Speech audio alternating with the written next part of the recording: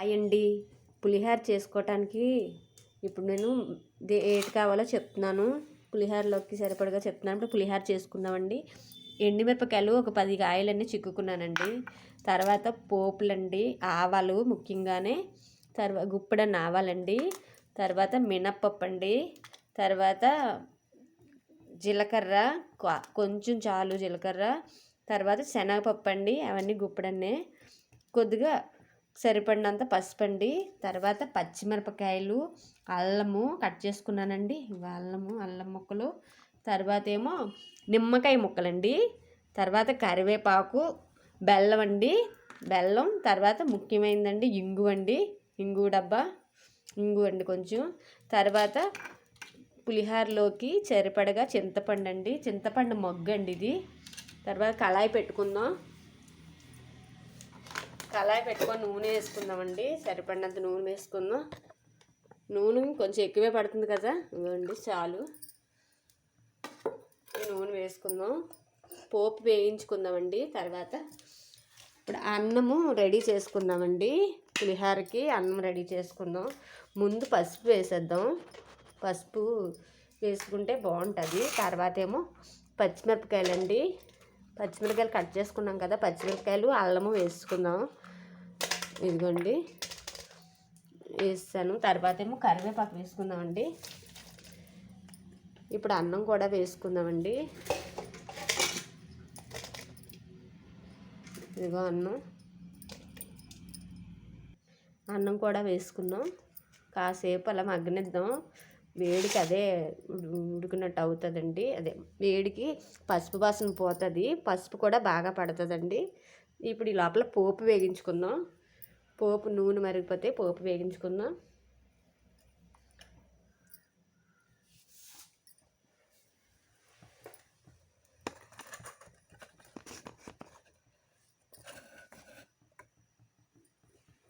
నూనె మరగనిద్దామండి. కాసేపు మరగనిద్దాం నూనె.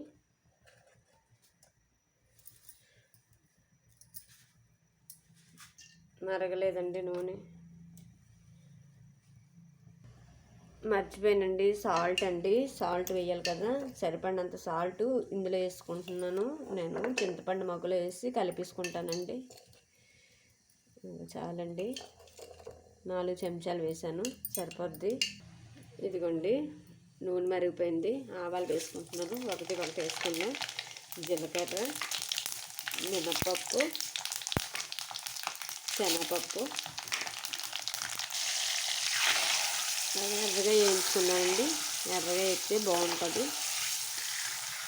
ఇప్పుడు ఎండుమిరపకాయలు కూడా వేసుకున్నాం.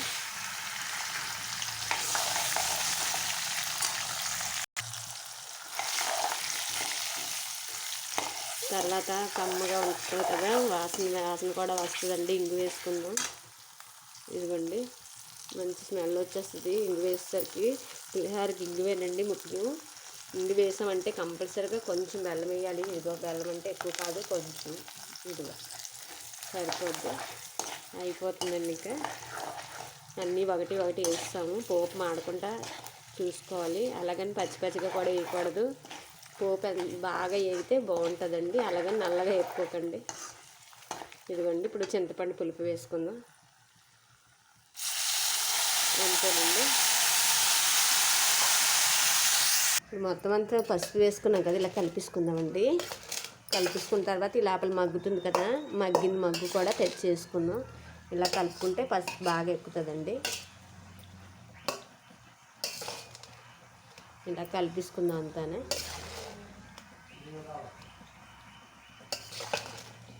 అంతేనండి. మగ్గు కూడా వేసుకో. హాయ్ అండి, అయిపోయింది. ఇదిగోండి ఇలాగ మగ్గుపోయింది. ఇప్పుడు అందులో వేసి పులిహోరలో వేసి కలిపేసుకుందామండి. ఇప్పుడు ఇలా చేసుకుందాం. కమ్మగా వాసన వస్తుంది. ఎంత కమ్మగా వస్తుందో చూడండి వాసన. ఇలా వేసుకుందామండి. వేసుకొని కలిపేసుకుందాం. నిమ్మరసం కూడా కలుపుకోవాలండి. ఇందులో నిమ్మరసం కూడా వేసుకొని కలిపేసుకోవాలి. ఒక్క కాయ అయితే సరిపోద్ది. చింతపండు మొగ్గు ఎక్కువ పెట్టుకున్నాం కదా, నిమ్మరసం ఒక కాయ అయితే సరిపోద్దండి. ఇప్పుడు కలిపేసుకుందాం.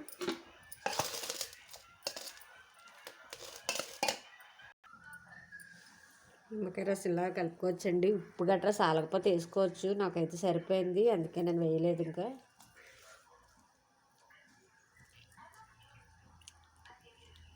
చింతపండు పులిహోర కదండి, నిమ్మకాయ ఎక్కువ పడదు, కానీ నిమ్మకాయ వేసుకుంటే చాలా టేస్ట్గా ఉంటుంది.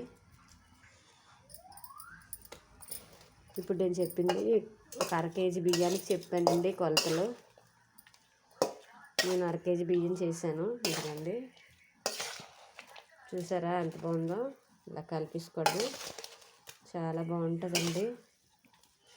ఇంకా ఆవు పెట్టుకుంటే పులిహోర ఇంకా బాగుంటుంది. దేవుడికి పెట్టిన నైవేద్యంలోని గుడిలో పెట్టిన ప్రసాదంలాగే ఉంటుందండి ఇది. ఒకసారి ప్రయత్నించండి, చాలా బాగుంటుంది. అంతేనండి, పులిహోర రెడీ అయిపోయింది. చూడండి, బాగుంది కదా.